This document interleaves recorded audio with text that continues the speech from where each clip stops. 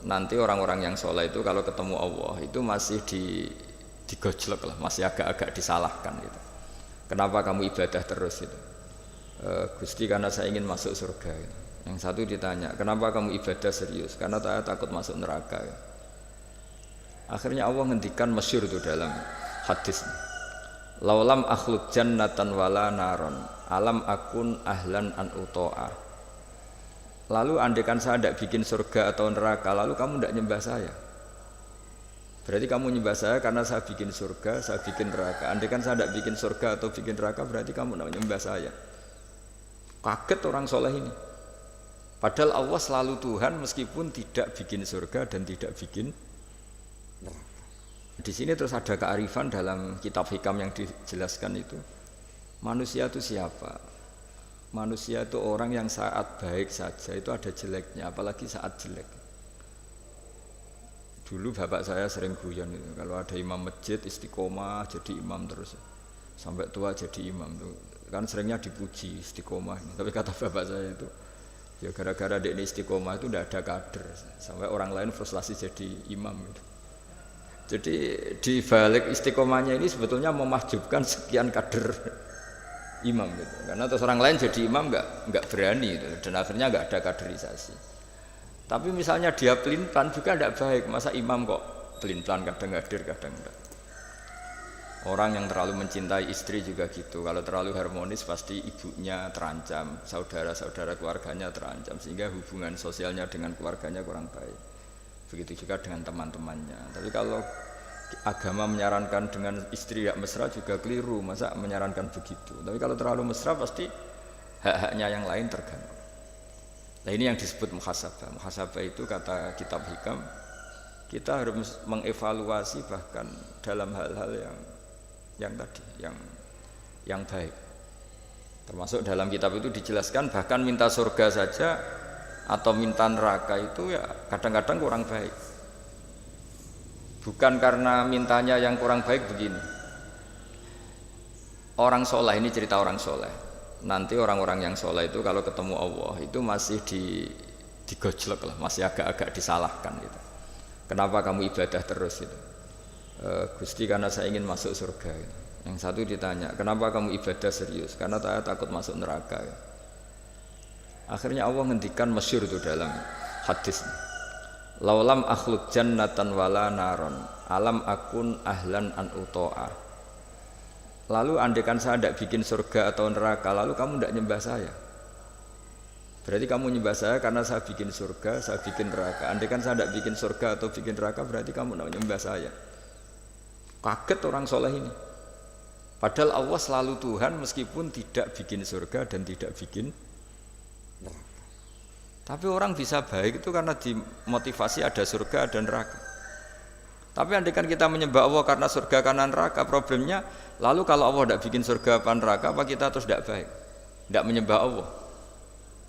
Sehingga kalau di Quran itu ada fattakun nar, tapi ada fattakun ya ulil albab, takutlah kepada saya kalau kamu punya akal. Jadi takutnya bukan kepada tidak masuk surga atau takut masuk neraka, tapi takutnya pada Allah Subhanahu wa ta'ala. Begitu juga hubungan kita dengan istri. Tidak muji istri itu gimana? Kita misalnya ditanya, kenapa kamu mencintai istri kamu? Karena dia cantik, karena dia baik. Sebenarnya kalimat itu bahaya. Bahayanya adalah berarti suatu saat Mas aku naik serayu kira seneng aku. Tapi kebetulan rata-rata istri ini diomongin gitu tuh bangga. Karena dipuji cantik. Padahal sebenarnya ini masalah. Kalau mencintai karena cantik, suatu saat pasti tidak cantik.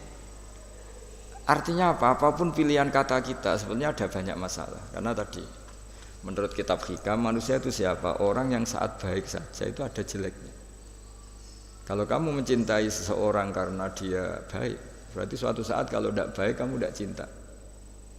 Bukan karena kemanusiaan. Kalau kamu menyembah Allah karena surga, andaikan Allah tidak bikin surga, berarti kamu tidak menyembah Allah. Padahal enggak, kita menyembah Allah meskipun andaikan Allah tidak bikin surga, tidak bikin apa?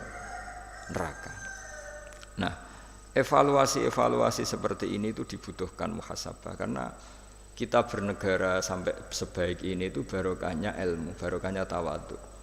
Tawadhu itu tidak pernah menvonis bahwa kelompok lain atau orang lain itu lebih baik ketimbang kita. Saya punya contoh. Saya punya santri banyaklah cerita-cerita seperti ini yang tidak pati alim itu. Barokahnya ndak alim itu hidup di daerah-daerah tertinggal.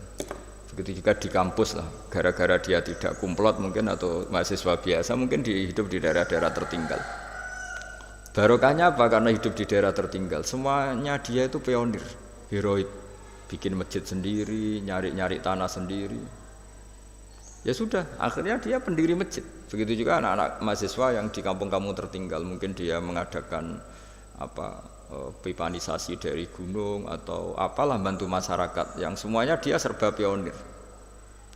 Tapi kita yang mungkin elit, beberapa santri yang pinter mungkin karena juara tahfidz atau juara apa terus diumrohkan ke Mekah. Terus kalau ngaji di masjid mungkin ya disangoni pakai uang kas masjid. Begitu juga kalau kita kumplot mungkin beasiswa dapat dari negara, kita kuliah di Jerman, di Amerika.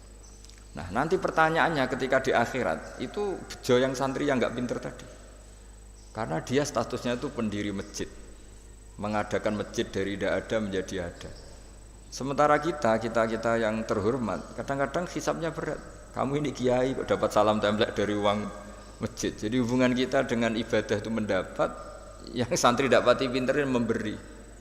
Mahasiswa juga gitu, mahasiswa yang kurang pinter itu hubungannya dengan negara memberi. Ada daerah tertinggal yang dia sebagai pemberinya. Pemberi itu artinya mengatur daerah situ yang tertinggal punya akses jalan, barokahnya dia, punya mata air, barokahnya dia. Kadang-kadang yang pinter hubungannya dengan negara mendapat. Nah di sini namanya muhasabah. Jadi ya tapi terus kita menyariatkan kalau gitu goblok saja Gus, ya jangan masa goblok disyariatkan gitu. Tapi kalau andekan semuanya pinter tuh ya kacau. Dunia ini ya kacau. Karena hubungannya pasti inginnya mendapat, bukan memberi. Nah, barokahnya hal-hal seperti ini alhamdulillah di Indonesia TV-TV itu juga sering memberi penghormatan kepada orang-orang yang pionir di daerah-daerah tertinggal. Nah, ini penting saya utarakan supaya perasaan kita berbangsa dan bernegara itu jaga empati sama yang lain, jaga kehormatan, jaga. Saya sebagai kiai itu ya kadang-kadang itu nangis di depan Allah. Orang-orang yang dulu pekerja nyari uang ya, memang ya nyari uang. Tapi barokahnya punya iman sedikit atau mungkin imannya ya biasa saja, kerja di Korea, bikin komunitas masjid. Mahasiswa yang di Jerman, di Amerika juga punya komunitas bikin masjid. Padahal nanti kan di kampungnya itu mungkin orang yang sering ngerasani kiainya. Kadang kurang cocok atau masjidnya kurang gimana. Jadi kalau di daerah yang Islamnya sudah sehat itu agak-agak komplain, kerannya buntu saja sudah geger. Tapi dia ketika di daerah nggak ada masjid berikhtiar untuk bikin masjid. Jadi komunitas kesolehan itu kadang-kadang kemapanan kalau terlalu lama itu hanya melahirkan orang ingin komplain. Tapi yang tidak mapan sama sekali malah melahirkan orang itu heroik. Ketika negara ini sehat, mungkin orang malah menuntut negara. Padahal sebelum berbentuk negara, orang semuanya ingin memberikan hartanya, bahkan nyawanya untuk memerdekakan Indonesia. Nah, sehingga pesan saya sama Universitas Veteran bahwa ketika kita mapan pun itu dengan asumsi tidak mapan, sehingga hubungan kita dengan institusi, dengan yayasan, dengan pesantren, dengan yang kita pimpin itu hubungan heroik, bukan hubungan mendapat. Saya termasuk orang yang sering dimintai nasihat-nasihat. Banyak rektor, banyak pejabat, juga banyak kawan kiai.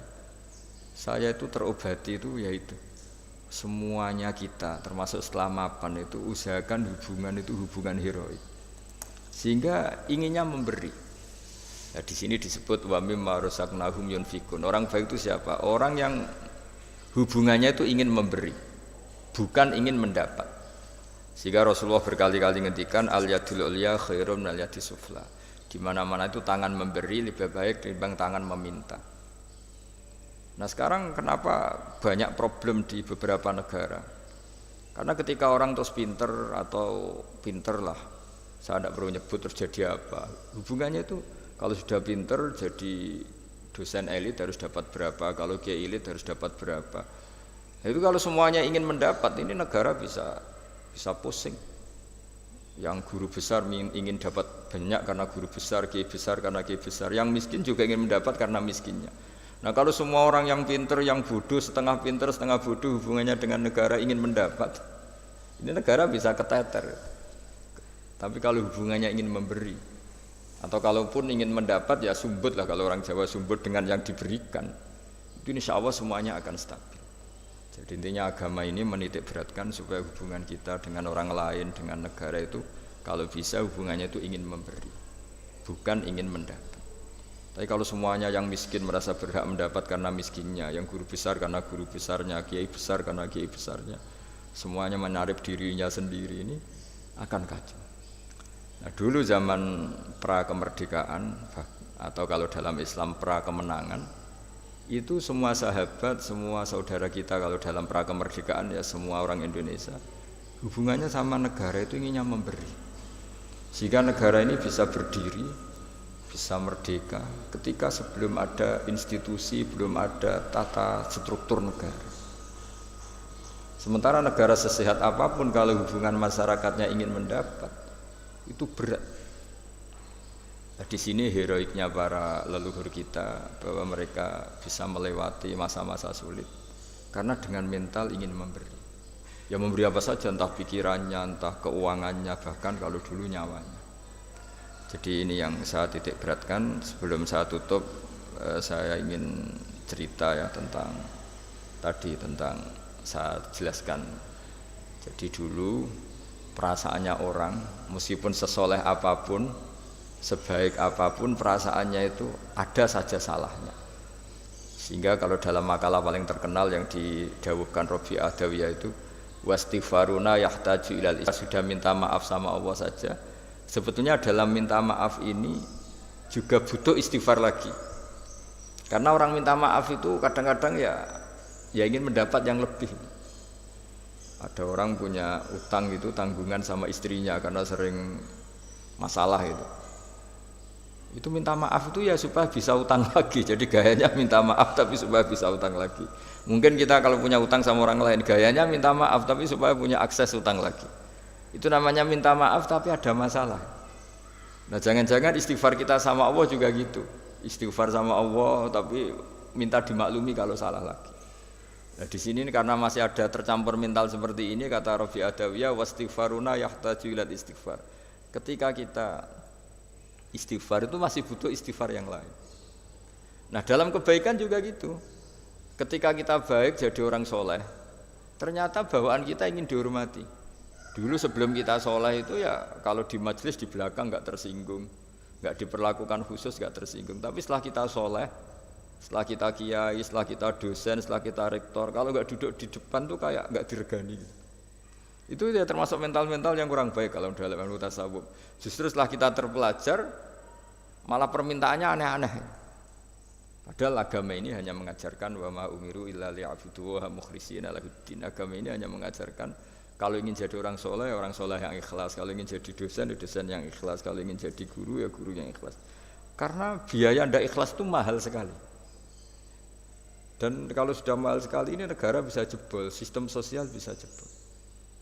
Jadi ini hal-hal yang khas kiai, karena kalau yang kajian kampus saya yakin Pak Rektor, Pak Wakil Rektor dan Pak Ketua Yayasan lebih tahu, anak-anak mahasiswa lebih tahu. Saya kalau ngaji di kampus memang kan cerita khas pesantren karena justru ini saling melengkapi. Saya tidak berubah basa-basi bicara ilmu khas mereka karena mereka lebih tahu. Kalau dalam bahasa Rasulullah SAW, antum a'lamu bi umuri dunyakum. Kamu lebih tahu tentang urusan yang kamu geluti. Tapi kalau urusan akhirat, urusan agama mungkin karena kita yang menekuni itu mungkin kita lebih tahu. Nah, di antara ilmu yang saya utarakan hari ini, sore ini, bahwa orang soleh sendiri itu sebetulnya nanti masih ditanya sama Allah tadi. Kenapa kamu nyembah saya? Karena ingin masuk surga. Kenapa kamu nyembah saya? Takut neraka.